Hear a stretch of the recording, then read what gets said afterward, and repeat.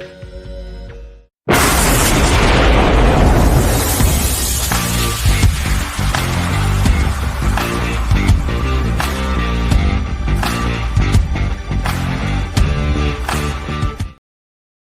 to the Fantasy Forecast with Grindberg and bigz. He is Grindberg. I am bigz.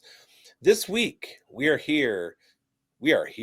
We're here to talk to you about rookie quarterbacks and running backs. We're fully into draft season, you guys. We're getting ready to go to the draft. Some of us are going to be in Green Bay for the NFL draft. Everybody is waiting with bated breath for who is going to go where in the 2025 NFL rookie draft, and we're going to talk about some guys. We got some rookie rankings that we're going to go over. These are moving every day, and they're going to change again, of course, after the draft is over. We got running backs to kick off, and then we'll get into our quarterbacks. We got some guys to talk to you about spotlighting besides just our rookie ranks. So how you doing, Mike? I'm doing good, man. It's a pretty crucial part of the offseason here because the draft is so close, like you mentioned, bigz, and a lot of changing parts you also mentioned. And like we said, these rankings are kind of fluid at this stage, and they're going to change after the draft. And we're going to actually kind of revisit them after the draft and kind of see how we did and see how these rankings will change again. And they'll be a little bit more firm, set in stone once these, landing spots happen. So I'm excited to kind of break this down. And we're each going to give you guys a sleeper at the end of the show that we're going to peg as somebody that's going to rise up draft boards and people are going to have their eyes on after they get drafted in this draft. So stay tuned for that piece. Now, bigz, I think you mentioned starting off with the running backs. So if we wanted to get going on them. No.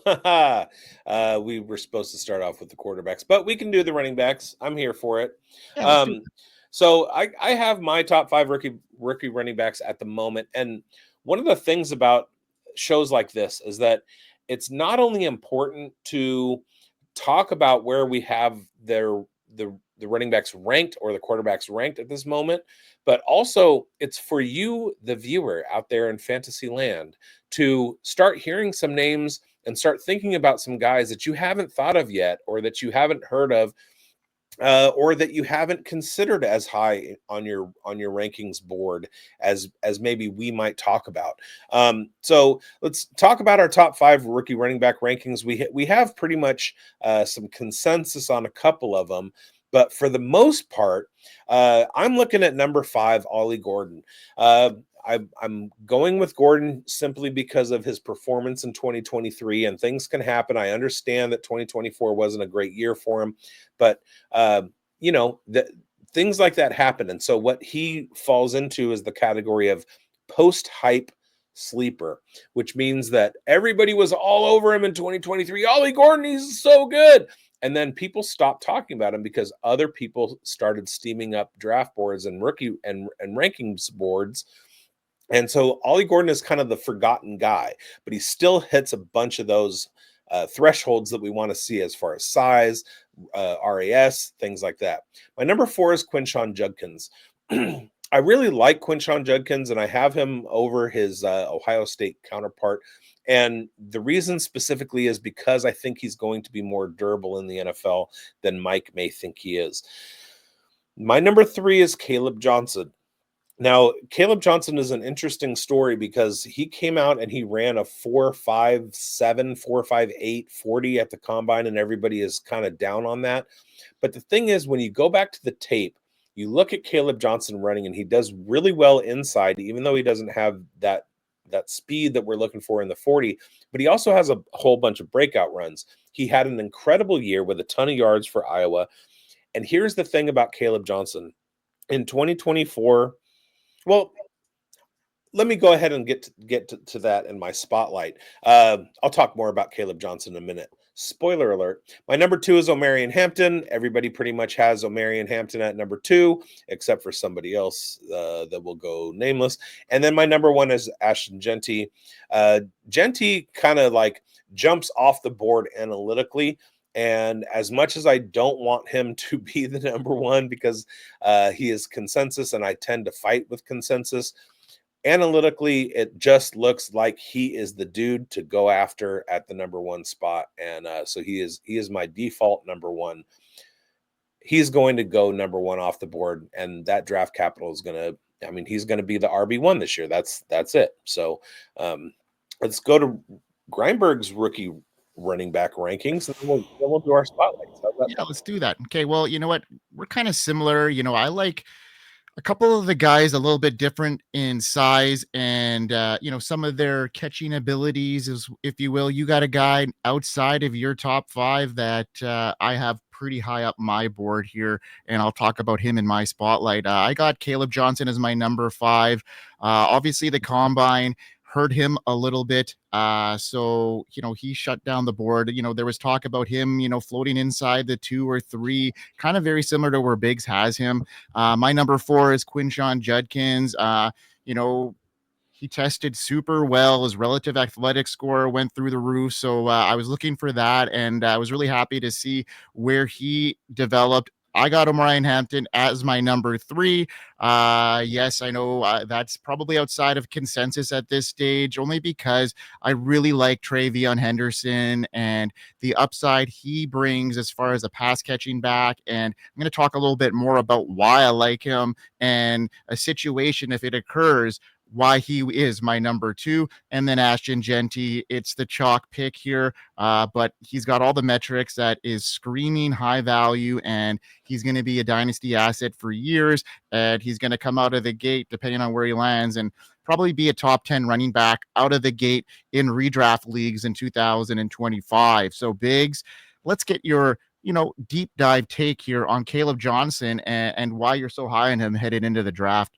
Well, I do want to point one thing out real quickly, and that is you have Travion at number 2 because of his receiving ability. I have O'Brien Hampton, and I got into a conversation on Twitter. Somebody was pointing out I comped O'Brien Hampton to Rachaad White, and somebody tried to push back on me a little bit and kind of state that Rachaad White had more pass catching ability that he showed in college.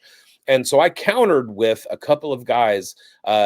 Number 1, Josh Jacobs, who never had more than 20 receptions in his career at Alabama, but has had over 50 a couple of times in the NFL. And then Antonio Gibson, who was a wide receiver converted to running back, who has never hit 50 receptions in his career in the NFL.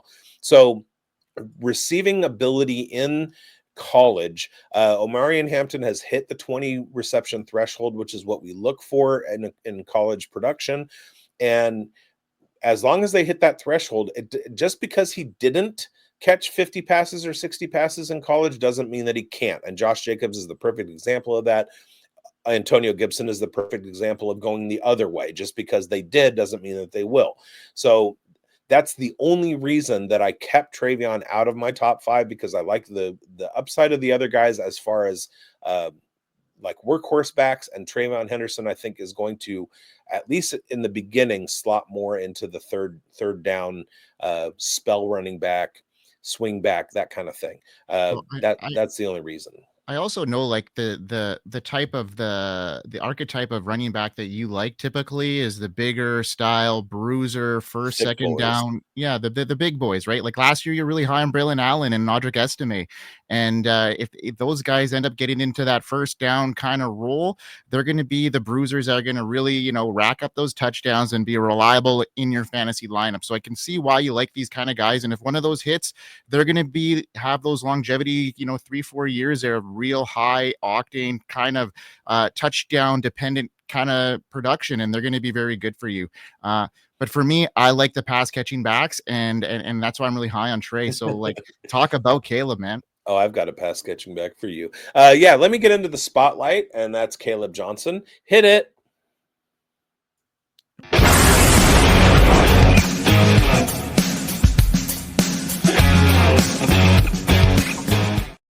Well, you mentioned that I like thick boys, and or you mentioned bigger backs, and I said thick boys. And Kaleb Johnson is one of those. He's around 6 feet tall. He's 224 pounds is what he weighed in at the combine. So he's a bigger guy. But what I really want to talk about with Kaleb Johnson are 2 things. Number 1 is missed tackles. Kaleb Johnson, when we're looking at missed tackles, we want a threshold of at least 18% missed tackle rate. That means that for the number of carries that they had, they forced a missed tackle on 18% of their runs. Average is 24%. And very good is 30+%. Now, Kaleb Johnson doesn't get into the very good area of missed tackles forced, but he is definitely in the average to better than average. So that's one of those thresholds that I wanted him to hit.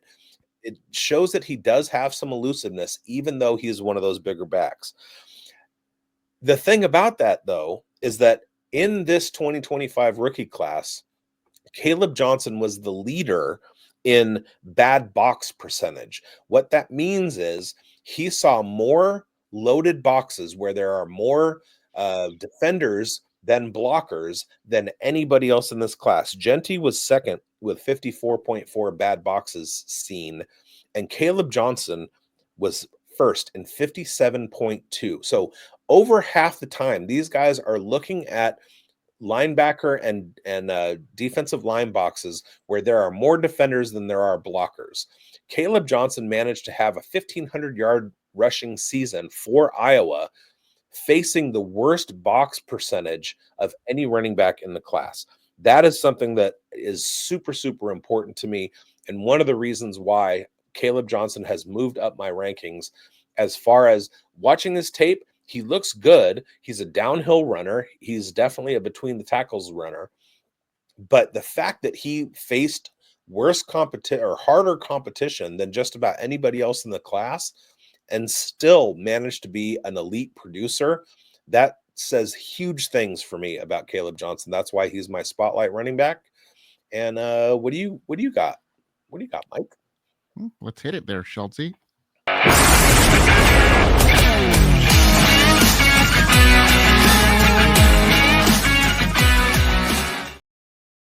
Well, I like what you said about Kaleb Johnson there, Biggs, but I'm going to talk about pretty much a back that's almost polar opposite here, size and, what his assets are. But the guy I'm talking about, I mentioned him earlier, is Travion Henderson. And with first-round draft capital, he's got the potential to be a game changer for fantasy managers. He's got such an explosiveness, elite vision, and that pass-catching ability. He's a versatile back, and he's good on the ground and through the air, though I don't think he's going to have that workhorse role in the NFL, and I don't think I want him to. I see him very similar trajectory to like Jahmyr Gibbs, if you will.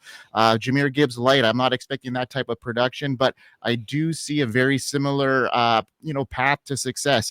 The combination of his speed, his vision, his pass-catching prowess gives him the kind of upside that could easily make him a fantasy star in the right setting, and the right setting being maybe the Denver Broncos or the Kansas City Chiefs or even the Washington Commanders, and they're all among the most exciting landing spots for Henderson. And if he hits with one of those teams, I see his value skyrocketing. The Broncos, particularly with a revamp offense, they could unleash Henderson as a dual threat.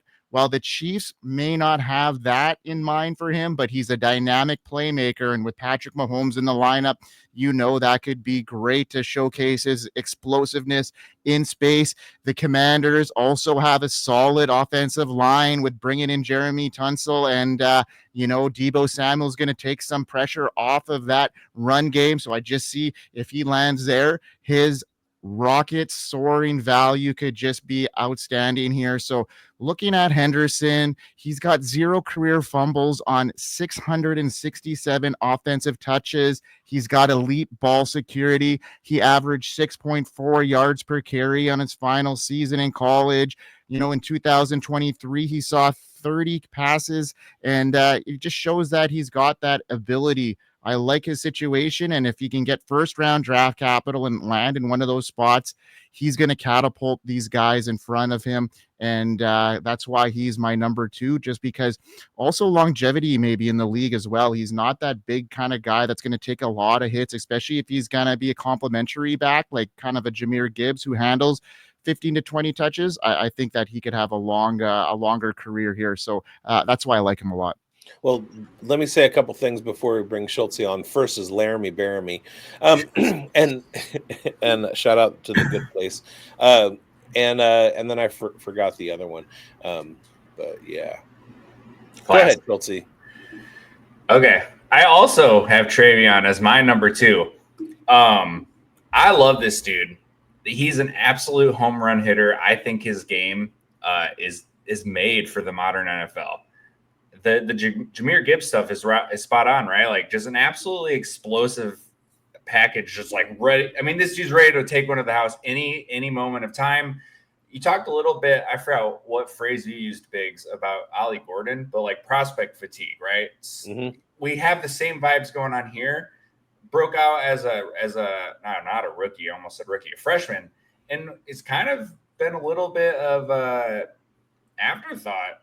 And as crazy as that sounds, he just hasn't had the hype rolling through the rest of his college career. And if it weren't for that one pass he took to the house against Texas, I think we'd be talking about him even less, which is crazy. Grindberg, you mentioned the fumbles. Actually, it's one fumble, which is still crazy. And it was like week 3 of his freshman season. So like, and that was the thing I was going to bring up. Mike, you know that you just broadcaster jinxed him, and just like Dylan Albee, he's going to fumble on his first career carry. There it is. Oh no, can't have that. Another thing, he's probably the best pass blocking back in the class. He's going to force his way on the field.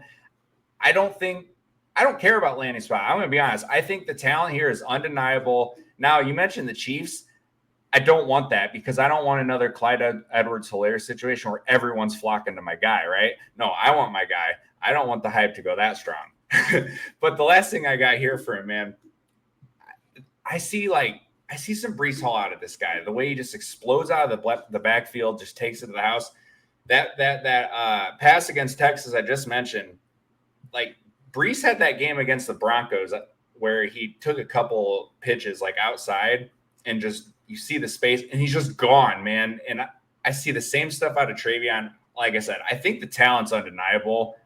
I don't really care where he goes. He's going to force his way on the field. This dude is every piece of awesomeness you want from him. Sweet, man. Thanks for, backing me up there, Schultz. Biggs, let's move on. I think one of the big things is, and this just shows it, how big and deep this running back class is, and that you can have a guy like Travion Henderson, who I have made the claim that last year he could have been RB1 if he had come out. And I still love him, but this second or third tier of running backs from 3 to basically 9 or 10 is a whole lot of moving parts and a whole lot of guys that it's just gonna depend on what the NFL thinks, because it's pretty much the Jeanty and Hampton show in the first round, and then after that, it's like roll the dice. Who we'll have to see what the NFL thinks. But yeah, let's get into the quarterbacks. My top 5 quarterback rankings are pretty much set, and they have been for a while. People who have watched the show know who my number 1 is. My number 5 is Kyle McCord. One of the things that I think that we undervalue at the quarterback position is college production. And Kyle McCord had the most attempts, completions, and yards of any quarterback in the 2024 class. I think that goes a long way in the NFL, and I think he's got better draft capital than the people who are the film watchers are going to give him credit for. He doesn't look great. He makes a lot of bad decisions, but you can't argue with the production. I think that's going to turn on a lot of NFL teams. My number 4 is Will Howard. Will Howard, national championship winner. I mean, the guy kind of bounced around a little bit, found his place in an NFL style offense at Ohio State, and I feel like he's going to take a couple years before he's a starter in the NFL. But most of the guys here, that can be said about.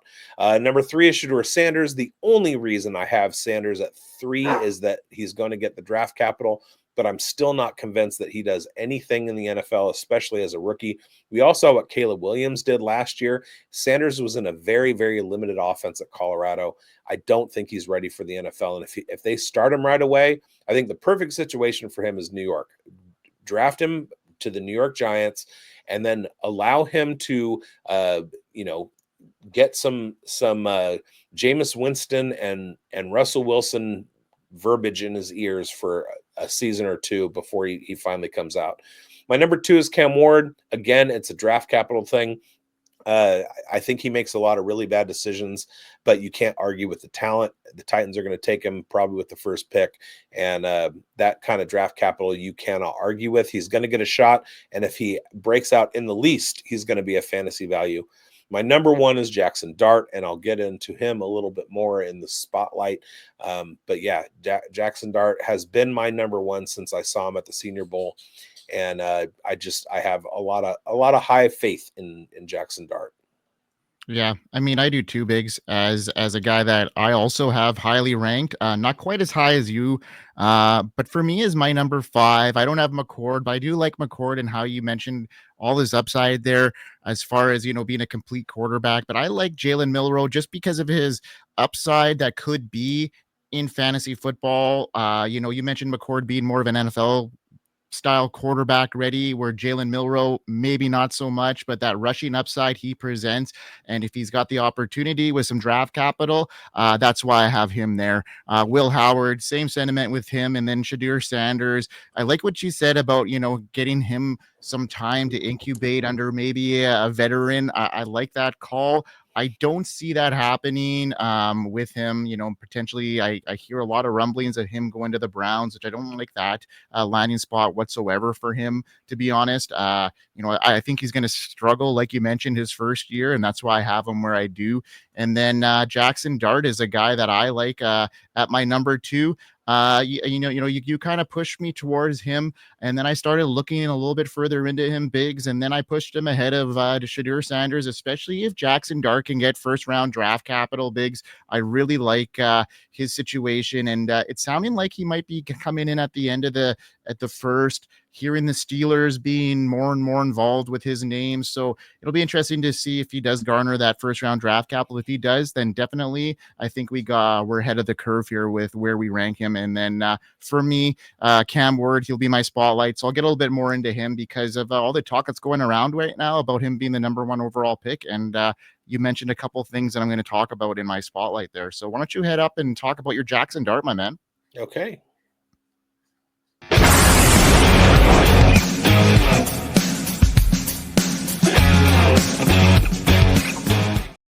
So Jaxson Dart, quarterback out of Ole Miss, came into the Senior Bowl and the Combine, and he has fairly typical size for an NFL quarterback. He's not one of your 6'4" guys, but just under 6'2".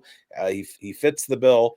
His 40 time wasn't bad, and that tends to be a nice little marker for quarterbacks.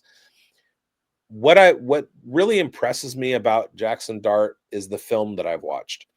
And probably I've said this on the show before, but there were a couple quarterbacks in 2022 that I was kind of turned on to, and that was Michael Penix and Bo Nix. Watched a lot of Pac-12 football, and I studied both of those guys pretty closely, and they both kind of gave me similar vibes in that season. Both of them had fairly difficult time with their footwork, their arm angles. They stared down receivers. They were limited in their options, like they would go 1-2 and then either run or throw the ball. And then over the course of the 2023 season, I watched more tape, and I saw that those guys had fixed some of those problems, which is why when they came out in the draft in 2024, I wasn't high on Bo Nix, but I knew that he had done the work that it was going to take for him to be at least have some modicum of success at the NFL level. Michael Penix, still a work in progress, but we're probably going to see some similar things. With Jaxson Dart, when I really started getting into the film, I saw a lot of problems in his 2022 film. He tended to put all of his maximal effort in his body and his throws. So you would see him, and he wasn't composed. There wasn't a lot of arm action. It was full body action when he was throwing the ball downfield. I didn't like that. It was a lot of excess movement. In his 2024 film, he seemed to clean that up. He stood tall in the pocket. He waited until just before contact from the pass rush before he got rid of the ball. That gives him a little bit more time to read the field. He went through his progressions. He had a lot of different progressions. He had very, very good numbers. In fact, top of the class or top of the NCAA in deep balls. And then you watch him, and he's very good at running an RPO scheme. He's very, very accurate at short and intermediate throws. Everything that he did on film, and including his poise, the brain, when he was being asked questions in his interviews about reading defenses and things like that, the kid has done a ton of work, and I think he's absolutely NFL ready right now, and brings more to the table than the other guys that are in this rookie class. I think that he is a more complete player even at this point. That's not even to mention the fact that he averaged 500 yards rushing in his last 3 years in college, which absolutely puts him in that cheat code level once he gets on the field in the NFL. And that, for that reason, Jaxson Dart is my spotlight QB. I think a lot of people are underselling him, and he's gonna wow some folks. There you have it, folks. All right, Schultze, let's hit it.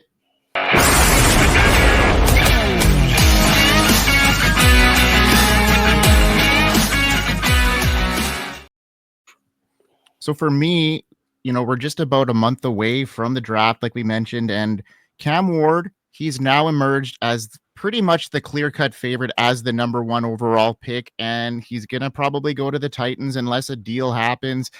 That's a pretty good fit for him to ignite their offense. A few weeks ago, the Titans seemed likely to go in another direction, but Ward's record-breaking 2024 season at Miami, with the combination of his arm strength, his mobility, and playmaking ability, I think he's ready to change the franchise there in a good direction. The addition for the Titans would be a great quarterback spot. I think, it's almost like set in stone now. Unless something really surprising happens there, I think this is a good situation for him to fit into Brian Callahan's scheme. It's designed, to push the ball downfield, and we know that Ward's arm strength and his deep ball accuracy is there. So I think he could thrive in the Titans offense and become a legitimate long-term solution at the quarterback position.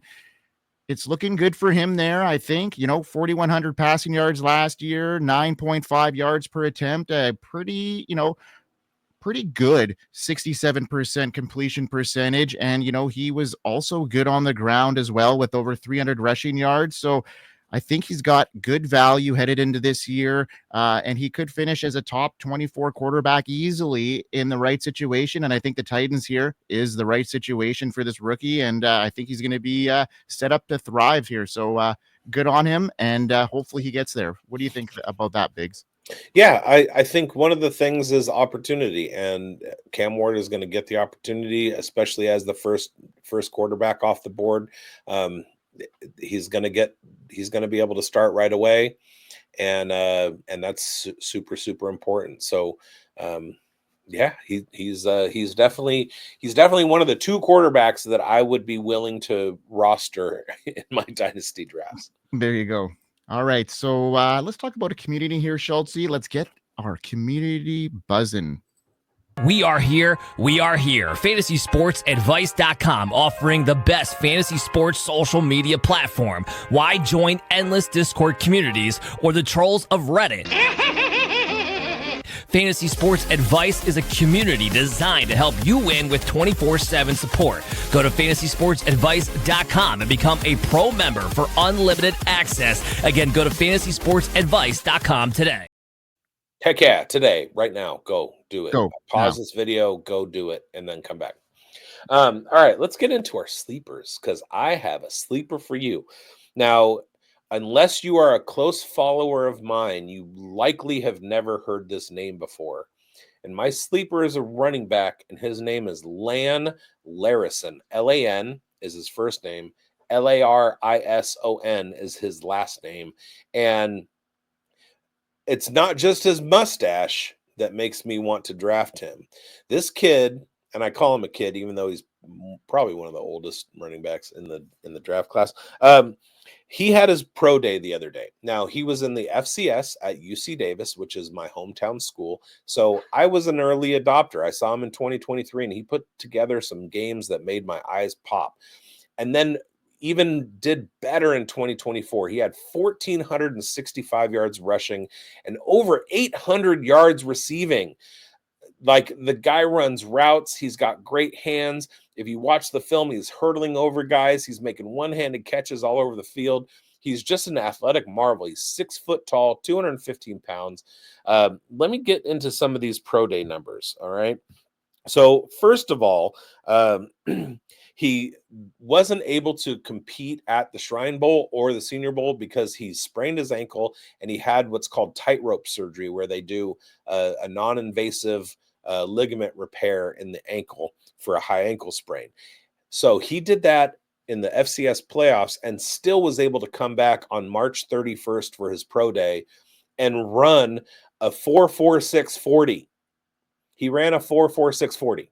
All right. That was faster than Omarion Hampton. That was faster than a whole bunch of guys in the draft. But you watch the show and you know how little I value the 40 among running backs. That's one of the reasons I have Kaleb Johnson so high. All right. Larison put up 21 reps on the bench press. If he was at the combine, that would have been second. What do we look for in value add to running backs? We want somebody who's a pass blocker. He can stay in there, and he's one of the strongest running backs in the class. On top of that, his 40 time was faster than Omarion Hampton and Raheem Sanders, who everybody went, ooh, he ran faster than we thought he was going to. His vertical jump was more than Taj Brooks, Trevor Etienne, and Dylan Sampson. Dylan Sampson is a mighty mouse. Larison is 6 feet, 215 pounds, and his vert was higher than Dylan Sampson's. Then you look at the broad jump, 10-foot broad jump. That was farther than Taj Brooks and Ollie Gordon. He had a 4.18 shuttle time. That shuttle time would have been second at the combine. Now, looking at Sumer Sports, which I've talked about on this show before, after age and weight, the 3 biggest correlated metrics for NFL production are 3-cone drill, shuttle, and broad jump. We just talked about some guys who are very highly ranked in this draft that his shuttle time and broad jump beat those guys. He has an RAS of 9.64. Okay. That's huge, especially at his size. And that would rank him. I lost it. That would rank him 5th in this draft class behind Quinshon Judkins, Raheem Sanders, DJ Giddens, and Donovan Edwards. His relative athletic score was higher than Omarion Hampton, Trevion Henderson, Damian Martinez, Bashal Tootin, Marcus Yarns, Devin Neal, RJ Harvey, Taj Brooks, Ollie Gordon, Jarquez Hunter, Trevor Etienne, Jaquindon Jackson, Woody Marks, Brashard Smith, Jordan James. This dude, his film pops, his production numbers popped. The only red flag, well, there's two. The only 2 red flags. A, he came out of the FCS. B, he's 24 years old. Now, he was a converted quarterback, so that's one of the reasons why it took him a little bit longer in his college career to break out. But he did have fantastic final 2 years at UC Davis. It was against FCS competition, but we've seen FCS guys succeed in the NFL. Austin Eckler is kind of the brand name of FCS running backs that have succeeded. And guess what? Austin Eckler did well. He caught the ball. Everything that you need Larison to do on the field, he's going to be able to do. He can return kicks. He can catch passes. He can block and pass protection. He's super strong. He's super athletic. He's fast. Like, you watch the guy's tape, he breaks away. And like I said, hurdling over guys, making one-handed catches. The NFL is keen on him. He's already had 30 visits because NFL teams get a chance to visit with 30 players. He's been invited to visit with the Saints and the Detroit Lions. The Detroit Lions are in on him, and the Saints were at his pro day. So he's had meetings with teams. He's been working with scouting programs and agents since the season's been over. Larison is a name that you need to know. He's going to be a huge late round, 4th, 5th round draft pick in your dynasty rookie drafts. Snatch him up. Make sure that you roster him in best ball, because if this dude gets on the field, he's absolutely going to smash. And I'm here for it. All right. You love that Larison, man. And I'm excited to see how he does here, because I haven't seen much tape on him, to be honest. So I'm looking forward to seeing him come out here. All right. I'm going to talk about a guy that, he's steamed up a lot of boards already, and he's just outside of my top 5. He's sitting at number 6, and that's why I'm talking about him, because I could see him pop in there with the right situation. If he gets day 2 draft capital, I'm looking at RJ Harvey leaping up into my rankings into the top 5 because of a couple things. That combine was really good for him. He showed his speed, his explosiveness, his overall physicality. That made him a highly attractive prospect. And now you add that college production and his versatility. You have a running back who contribute immediately at the next level. The size combination of speed and the agility, it makes him a difference maker in the backfield. So, he posted a 4.4 40-yard dash at the combine. That was 4th among all running backs. He finished in the top 10 in the vertical and broad jump, showcasing his powerful agility. And in 2024, he had 54 explosive runs and averaged an impressive 6.8 yards per carry. His top end speed was 23 miles per hour, ranking him 5th among the running backs. So he's got that explosiveness and the college production to add to it. In 2023, it included 1,400 rushing yards and 16 touchdowns. It made him one of the most dynamic offensive players in college football. So I'm looking for his draft capital to land in, day 2. And if he does that, I have him firmly, probably getting into the top 5, depending on where some of these other guys land. But he could be a guy that, with the right situation, could really, really steamroll up here and no longer become a sleeper, because he's less of a sleeper now, but he's coming out of the shell because of a lot of people getting on him right now. I'm sorry that I picked a guy whose RAS was better than RJ Harvey's. I didn't mean to do that, because I want people to be in on your guy too. It's okay. Yeah. People are going to be on my guy just fine. Things. They're going to be a lot of RJ Harvey truthers out there, and I'm here for it because I'm one of them. Let's go. Yeah. So we got a rookie guide coming out just about a week after the draft. So folks, we're talking about this NFL draft, and it's approaching, and there's a lot of awesome stuff happening through the Fantasy Sports Advice Network, like our live show happening straight out of Nashville, potentially having some live coverage from the draft. Straight out of Nashville. The draft is in Green Bay, though. Yeah, but we're having a live event in Nashville, FSAN, and then we're also going to be doing some live stuff at the draft, hopefully, as well. So a lot going on, and then the rookie guide. I didn't know about this Nashville thing. Yeah, it's coming down the pipeline, man. It's going well. And the rookie guide is going to hopefully be released 3 or 4 days after the draft.